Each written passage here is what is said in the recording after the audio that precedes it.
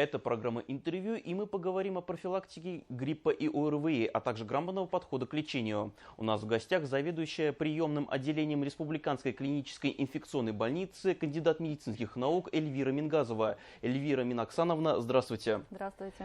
Антибиотики – это препараты, которые выписывают врачи-терапевты, как правило, при лечении, как я уже говорил, ОРВИ и гриппа, особенно на тяжелых его стадиях. Расскажите в целом о данных препаратах, о видах данного препарата, его плюсах и минусах, и обратная сторона, и вот то, что известно нам и нам неизвестно, соответственно. Антибиотики все знают, в принципе. Антибиотикам поются оды уже многие года, да. Пациенты сейчас сами назначают себе лечение, очень любят. Поэтому с антибиотиками, в принципе, знакомы все. Бывают разные группы антибиотиков в зависимости от того, на что влиять, на какую флору и так далее. Подбирается индивидуально. Но помимо всех положительных сторон, которые оказывают антибактериальные препараты, основная цель применения их – это борьба, чтобы предупредить развитие осложнений заболеваний, то есть заболеваний инфекционного характера. Поэтому есть обратная сторона медали этого всего. Это, конечно же, при бесконтрольном приеме антибактериальной терапии, или вот иногда мы даже на практике видим, что пациенты по 2-3 вида антибиотиков употребляют одновременно.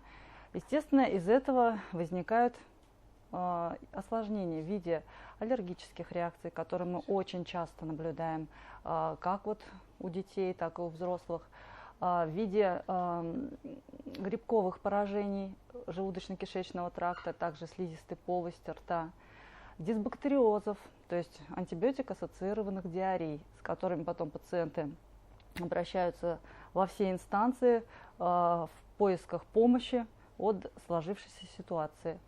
Поэтому антибиотики бездумно принимать, конечно, нельзя. Должны быть есть свои показания для того, чтобы начать антибактериальную терапию.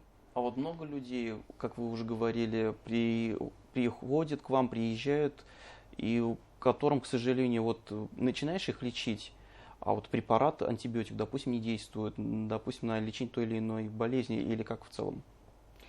Вот сейчас у нас начался период респираторных заболеваний. Да? Респираторных заболеваний, единичные случаи гриппа вот сейчас начинаются тоже потихонечку. И когда начинаешь опрашивать пациента, как они лечились дома, в домашних условиях самостоятельно, первым, что они отвечают, это мы принимаем жаропонижающий и начали прием антибиотика. То есть они начинают прием антибиотика не вовремя, то есть он, в принципе, пока еще не работает. Пока вот в острый период, в первые 3-4 дня необходимо, естественно, соблюдение питьевого режима, приема жаропонижающих и прием противовирусных препаратов, которые конкретно в данный момент будут работать. А когда уже антибиотик нужен будет, должен быть приложен, допустим, к 5-му дню, когда у нас начинается развиваться осложнение, курс его приема заканчивается и уже не работает. Поэтому, получается, антибактериальный препарат пропил человек впустую и лишний раз вызвал резистентность. То есть устойчивость бактерий, которые есть, к антибактериальному препарату. Вот это вот, конечно, глобальная проблема. Это развитие антибиотикорезистентности бактерий, потому что сейчас практически все препараты пенициллинового ряда, к ним бактерии устойчивы, то есть не работают. И вот у меня вот такой вопрос, как вы сказали, то, что устойчивость бактерий снижается, соответственно, когда принимаешь препарат, когда принимает препарат тот или иной человек, который страдает тем или иным заболеванием, тогда как происходит тогда в этом случае лечение у таких людей? Оно же все-таки, как я полагаю, влияет на иммунитет у человека? Да. Во-первых, если развивается резистентность, то начинаешь искать во-первых, возбудителя, к чему чувствительна данная бактерия, и уже из этого списочка выбираешь, на что есть реакция.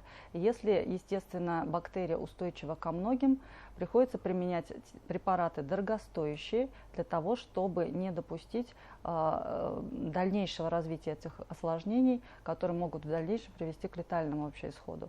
То есть почему антибиотикорезистентность наносит урон не только здравоохранению, да, но и обществу в целом, и экономике страны, потому что здесь пациенты вынуждены длительно находиться на больничных листах, потому что сроки заболевания удлиняются, затем инвалидность тоже может быть, и, естественно, вот этот закуп дорогостоящих препаратов для того, чтобы воздействовать на эту резистентную флору.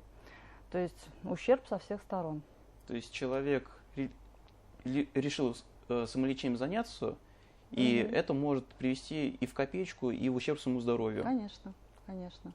Поэтому бесконтрольного приема антибактериальных препаратов быть не должно. Все-таки необходимо обращаться к врачам, и уже врачи по необходимости, то есть по наличию конкретно высева этого бактерии с антибиотикорезистентностью, по наличию показаний будут уже назначать антибактериальные препараты. То есть так. Понятно. А вот у меня следующий вопрос. Многие, знаете, принимают препараты так, антибиотики, пробиотики. Это в целом верно или это не влияет никак? Ну, здесь, как говорится, с одной стороны лечим, с другой калечим, но восстанавливать флору для того, чтобы не развился дисбактериоз, естественно, нужно. Да. Вот в плане урегулирования антибиотикорезистентности, то есть какие меры принимаются. Меры все равно сейчас принимаются, так как этот вопрос обсуждается давно. Это достаточно глобальная проблема. И вот даже вот есть наблюдение, потому что в прошлом году буквально на эту тему тоже обсуждали.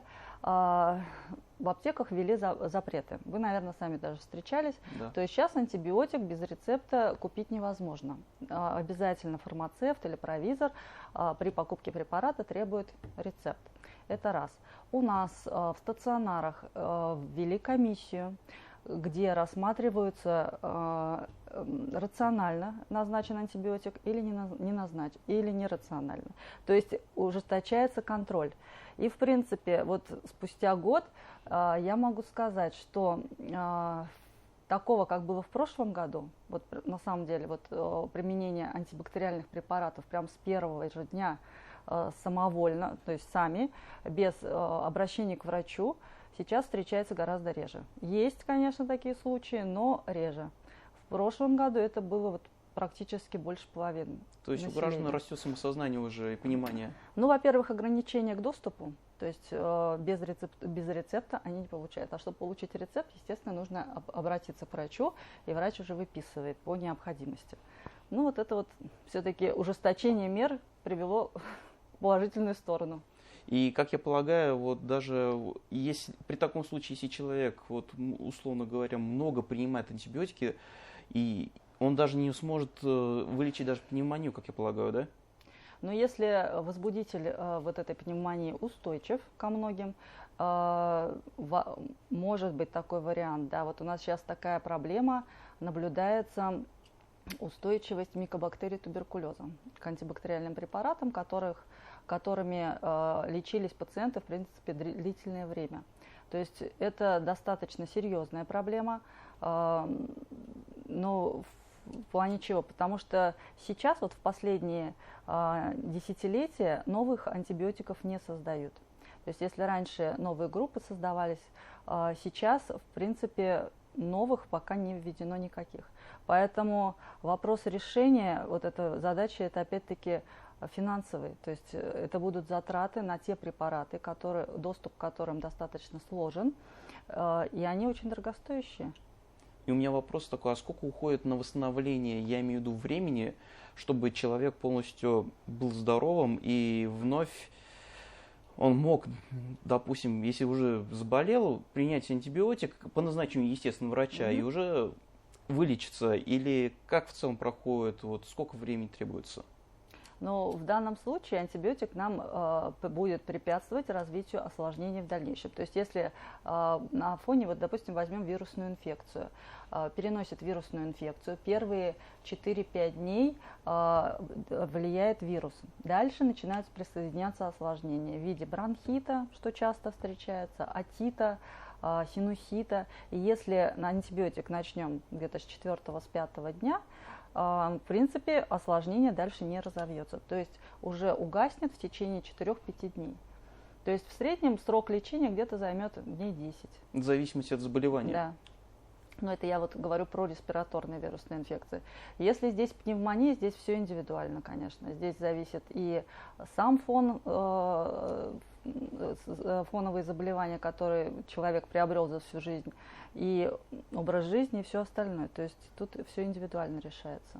А что бы вы порекомендовали жителям республики по нашей теме? По нашей теме в первую очередь порекомендую обращаться к врачам. То есть не сидеть дома, не ждать, пить бесконтрольно все, что есть в аптечках. Для этого есть первичное звено, есть терапевты, есть педиатры. Обращаются, потому что сейчас очень мало населения обращаются в поликлинике. С чем это связано? Причин много, указывают они, но врачи есть активные вызова, то есть можно вызвать на дом, либо самим обратиться в поликлинику, и далее уже, как скажет врач, так и действовать. То есть не самим от себя, а все-таки слушаться, прислушиваться врачей. Благодарю Эльвира Миноксановна за беседу. А это была программа «Интервью». До свидания и до скорой встречи.